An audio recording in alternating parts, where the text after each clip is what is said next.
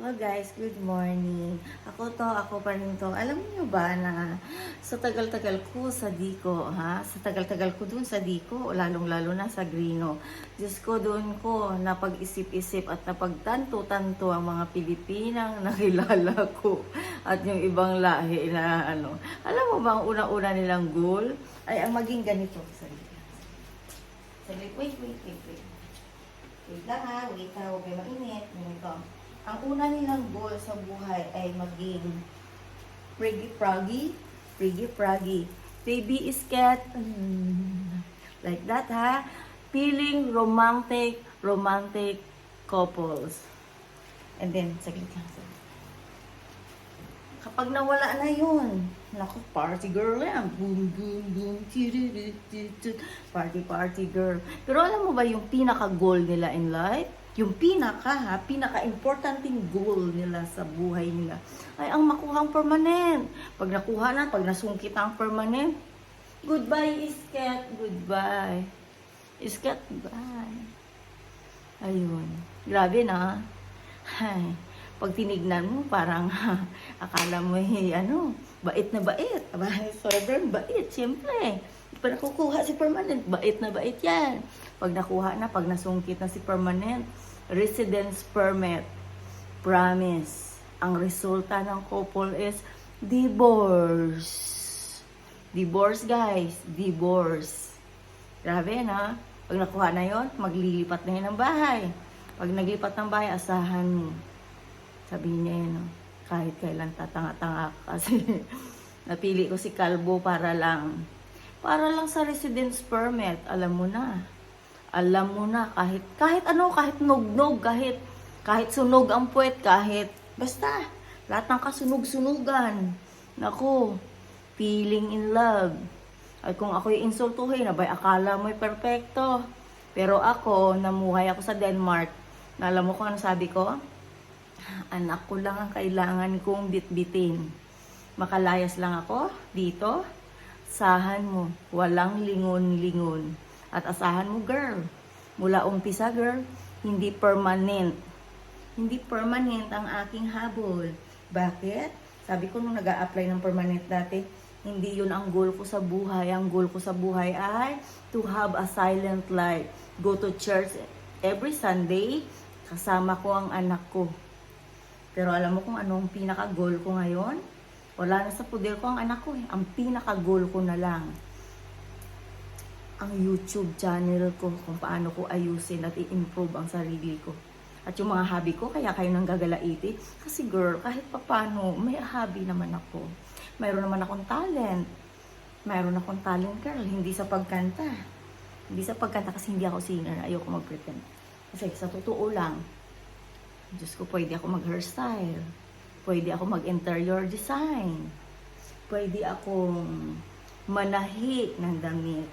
At sa katunayan, yung profile picture ko sa Facebook, gawa ko yan. Proud to be me.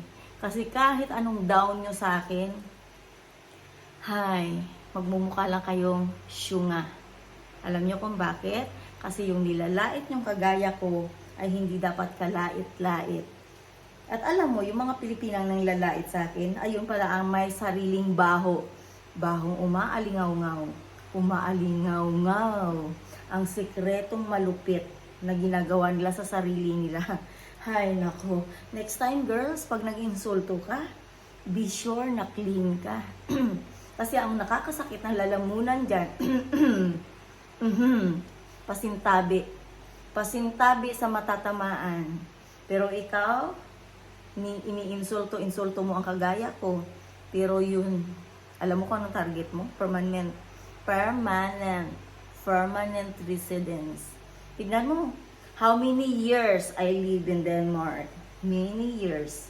Imagine from 2002 until 2023, wala pa rin akong permanent residence. Bakit? Kasi hindi yun. Hindi ako nag-asawa para sa permanent. Hindi ako nag-asawa para makitungtong sa country ng iba habang nabubuhay ako sa mundo. Alam mo, dati, umalis ako sa Pilipinas, bit-bit ko ang pangarap ko. Dahil Mula high school, alam ko na hindi ako makakapag-aral at makakatungtong ng college. Nakapag-vocational course ako ng dressmaking.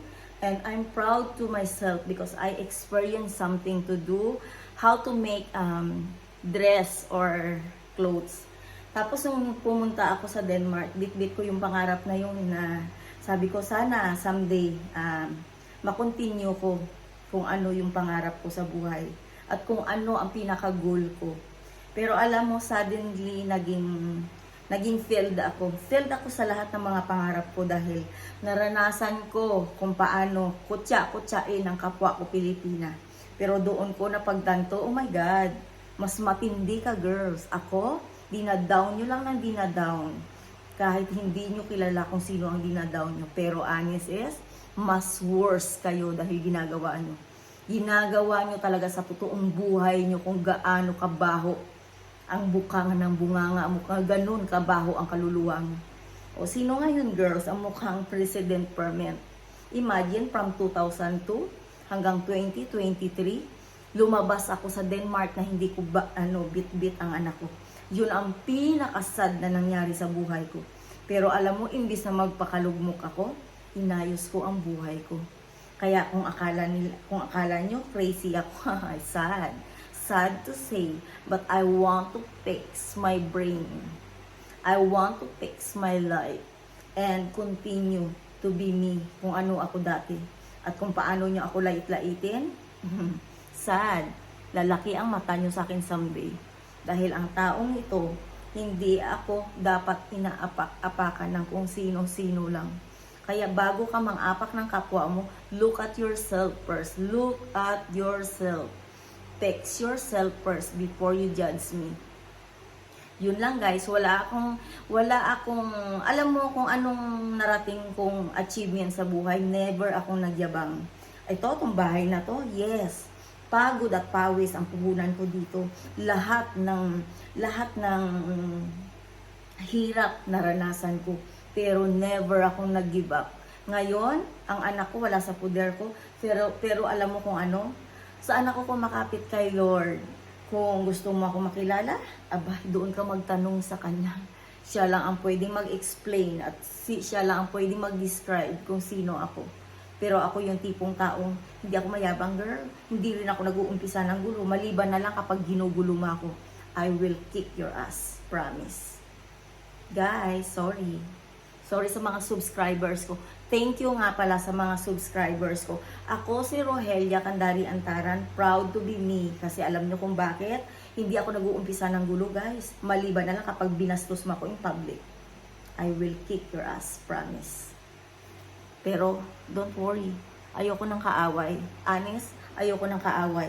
Pero wala na ako sa Denmark.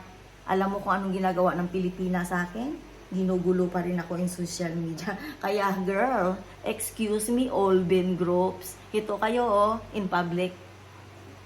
Kissing like this, like that. And then behind your husband back, you have a different plan in life. Kaya pwede ba? Kaplastikan lang ang ginagawa niyo. Sawang-sawa na akong manood ng kaplastikan nyo na kunwari good publicity in front of so many people. Behind their back, oops. What is the reality of life? Good luck.